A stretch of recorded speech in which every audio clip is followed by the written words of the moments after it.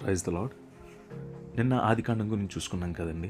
ఈరోజు మనం చూసుకున్న బుక్ నిర్గమకాండం. ఇది కూడా దేవుని యొక్క పరిశుద్ధాత్మ ప్రేరణ ద్వారా మోషే రాయడం జరిగింది. 1450 BC టు 1410 BCలో ఇది రాయడం జరిగింది. దీని యొక్క అర్థం ఏంటి అంటే, బందీలుగా ఉన్న ఇజ్రాయెల్ ప్రజలని దేవుడు ఏ విధంగా విడిపించి ఆ యొక్క ప్రామిస్ ల్యాండ్కి నడిపించాడన్నది మనం చూడొచ్చు.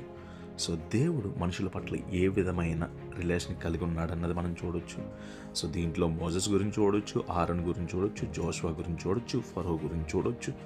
సో దేవుడు పగలు మేఘస్తంభమై, రాత్రి అగ్నిస్తంభమై ఏ విధంగా నడిపించాడన్నది మనం దీంట్లో చూడొచ్చు. అలాగే దేవుడు మనిషికి ఇచ్చినటువంటి 10 ఆజ్ఞలు కూడా దీంట్లో మనం చూడొచ్చు. సో అలాగే దేవుడు ఏ విధంగా భోజనం పెట్టాడన్నది, ఏ విధంగా నడిపించాడన్నది, అలాగే టబర్నికల్ గురించి కూడా మనం దీంట్లో చూడొచ్చు.